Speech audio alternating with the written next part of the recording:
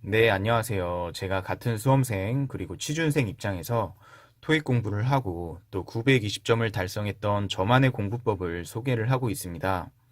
지난 영상에서는 토익 공부의 큰 그림에 대해서 설명을 했는데요. 오늘은 시간 분배법에 대해서 말씀을 드려볼게요. 제가 지난 영상에서 850점 밑에 점수대인 분들은 문제를 다 못 풀고 찍기 때문에 실전 연습을 할 때 실제 토익 120분에 맞춰서 풀기보다는 개개인의 수준에 맞게끔 150분 혹은 140분 이런 식으로 시간을 늘려서 실전 연습을 하면서 본인의 의지대로 문제를 다 풀어보라고 이렇게 말을 했어요. 하지만 또 가끔씩은 실제 시험 시간에 맞춰서 문제를 풀어보는 것도 아주 중요하죠. 실전 감각을 키우기 위해서요.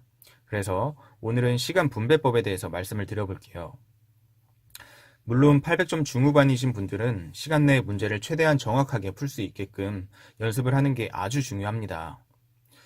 이제 먼저 결론부터 말씀을 드리면 저는 파트별로 시간을 딱 정해놓고서 맞춰서 풀진 않아요. 왜냐면 토익 시험은 매 시험마다 파트별로 난이도가 달라지고요. 또 나의 그날의 컨디션에 따라서 집중력이 달라져요. 그래서 감각적으로 풉니다. 하지만 대략적인 기준은 있어요. 그 기준에 대해서 말씀을 드려볼게요. 저는 LC 45분을 제외하고 RC 75분 중에서 10분 정도를 파트 5에 투자합니다. 그리고 8분 정도는 파트 6에 투자를 해요. 파트 7은 문제당 약 1분 내로 기준을 잡고 풉니다. 그러니까 정확히 말씀드리면 지문 하나에 문제가 3개 딸려 있으면 3분 안에 문제를 푼다는 거죠. 이 기준 안에서 매 시험마다 감각적으로 또 유동적으로 시간을 분배합니다. 아까 말했듯이 난이도와 나의 컨디션에 따라서 유연하게 대처를 합니다. 또 최대 할당 시간이 있어요. 파트 5는 최대 12분, 파트 6는 10분, 파트 7은 단일 지문에서 문제당 최대 1분 20초, 1분에서 1분 20초 정도, 그리고 3중 지문은 5문제 합쳐서 대략 6분에서 7분 정도. 이 시간까지 넘어선다. 그러면 속으로 더 빨리 풀자. 이렇게 혼내면서 집중력을 끌어올립니다. 제가 표현을 최대 할당 시간, 기준 시간 이렇게 거창하게 말씀드렸지만 이거는 제가 설명을 드리기 위해서 만든 표현이고 그냥 이런 게 있구나 라고 생각을 해두시고 실전 연습을 하면서 나에게 맞게끔 적용을 시켜보세요. 그리고 실전 연습마다 다양하게 적용을 해서 조금 더 실전에서 유연하게 대처할 수 있도록 하는 것도 필요합니다. 제가 또 아무리 감각적으로 푼다지만 이 기준이 정말 중요하다고 생각을 합니다. 이 기준이 있어야지 시간 관리가 가능해져요. 예를 들면 내가 115번까지 시간을 좀 많이 할애했네. 그러면 나머지 파트 5에서 조금 더 집중해서 빨리 풀어야지. 내가 파트 5에서 시간을 너무 많이 썼구나. 파트 6에서 최대한 빨리 풀어서 파트 7 시간 확보해야지. 약간 이런 식으로. 기준 시간을 넘어서면 속으로 스스로에게 더 집중하라고 타이르거나 혼내면서 나머지 파트에서 집중력을 끌어올릴 수 있게끔 하는 거죠. 그래서 이 시간 관리를 위해서 기준을 마련해 놓고 실전 연습을 많이 해보는 게 좋습니다.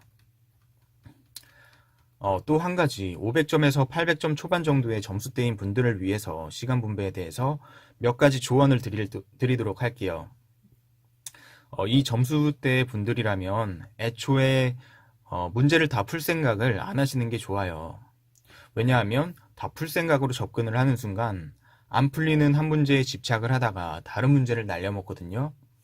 구체적으로 말씀을 드려볼게요. 보통 토익 점수 800점 중반까지는 시간 내에 문제를 다 못 풀 거예요.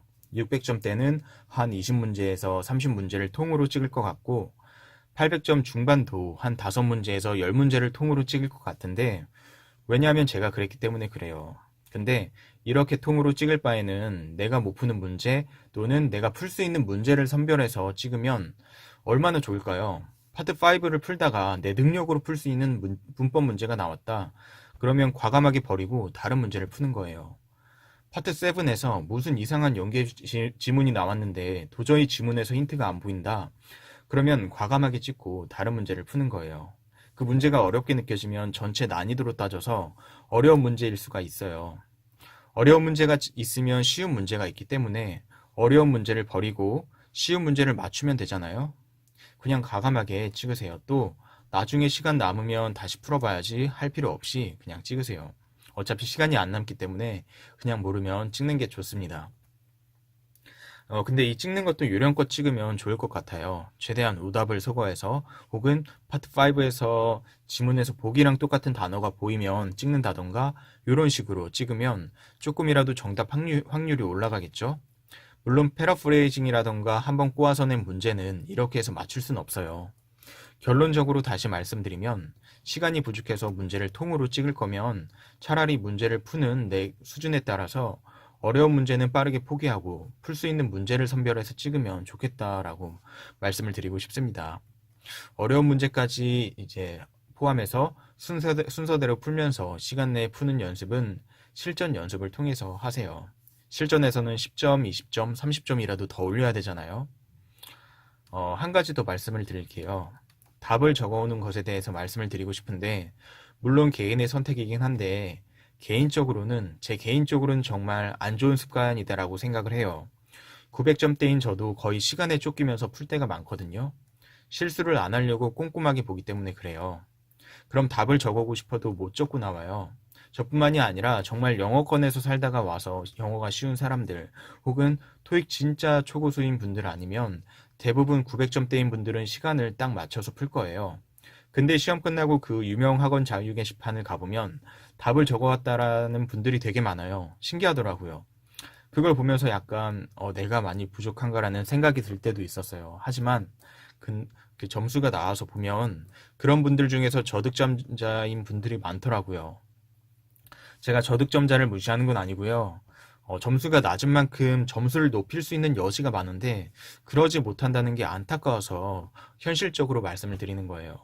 사람마다 목표하는 점수대가 다르고 또 빠르게 토익 점수를 올리고 다른 공부를 해야 되는 분들도 있잖아요.